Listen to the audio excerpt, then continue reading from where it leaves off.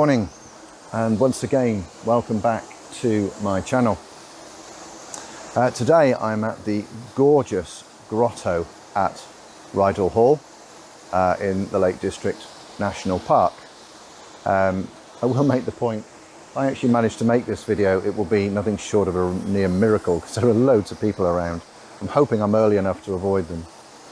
But as you saw from the B-roll there, having a bit of a compositional dilemma right now, trying to make up my mind whether landscape or portrait works more effectively. And I'm going to be perfectly honest with you, I can't make my mind up.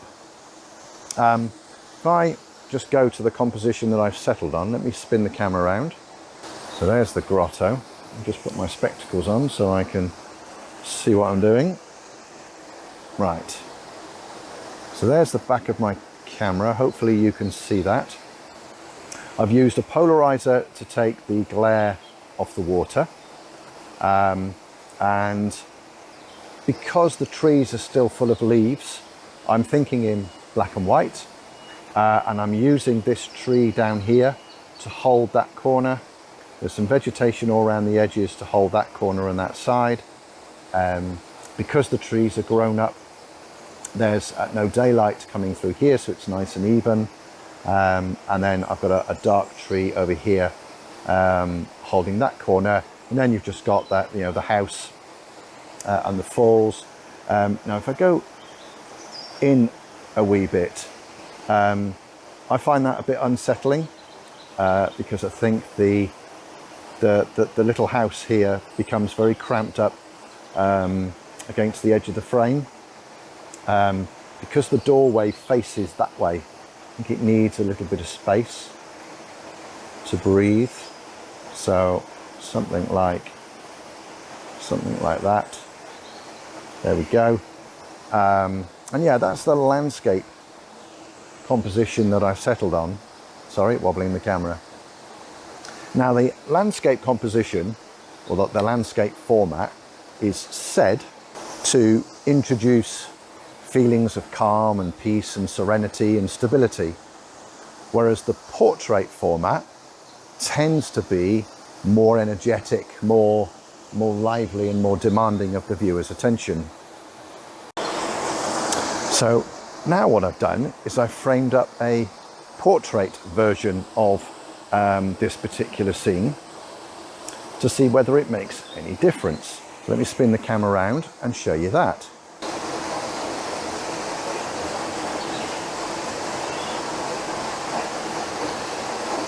So there you go, there's my portrait composition.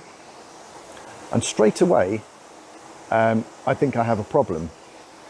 And I have a problem in that, you know, I was talking about the edge of, you know, these trees and that little house being a little bit cramped. Because the portrait orientation is narrower left and right, I'm immediately constrained. Here I've hardly got any greenery to hold that edge of the frame, and here the little hut is in danger of being cramped against the edge of the frame.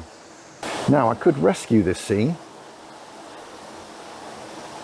by going to square, which kind of works,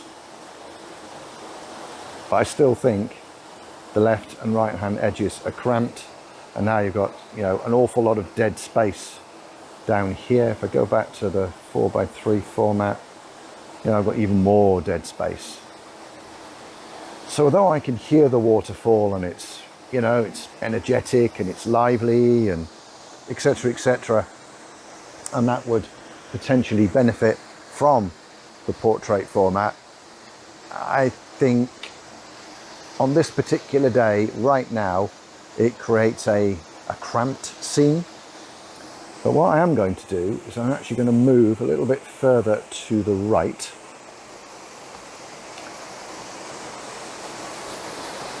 Right, so what I've done is I've moved a little bit to the left so that the little hut is now more central, more prominent maybe than the falls. And now I've got the opportunity to include a little bit more space on the left of the hut, because I don't have the greenery on the right hand side. You could argue the little falls here acts as the right hand edge of the frame. I still think though that there's a lot of wasted space at the bottom and at the top, and what I am going to do is going to see, there's a square. Yeah, I think a square suits that scene better, if I'm being perfectly honest. I think what I'm going to do, and these pedestrians have gone, so I'm going to take those two frames and then I'm going to make my mind up in software when I get back. I will put them all up on the screen, so I tell you what, you tell me what you think works best as a frame for this location.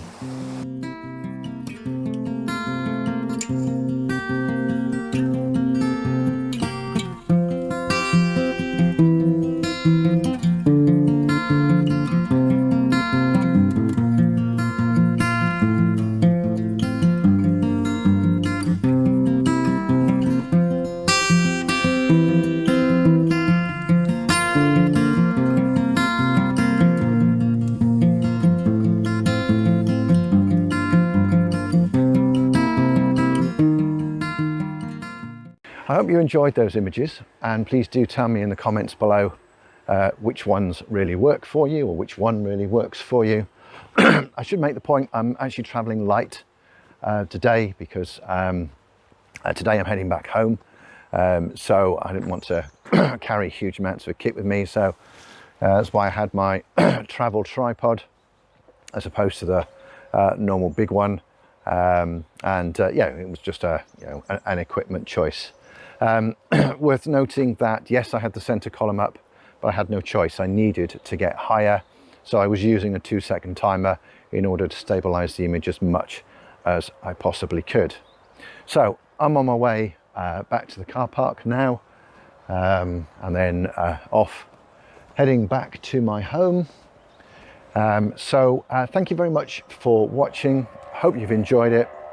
Hope you've got something out of it. If you have enjoyed it, please do consider giving it a thumbs up, giving it a like, because it does help the channel. And if you're not a subscriber, do consider subscribing. Hit the subscribe button. It's free, and if you change your mind, you can just unsubscribe at any time. If you do subscribe though, do hit the bell button alongside and then select all from the 3 options that appear.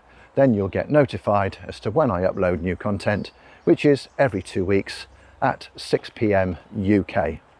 So until the next one, thanks once again, stay safe, stay well, and I shall catch you again soon. Take care, bye for now.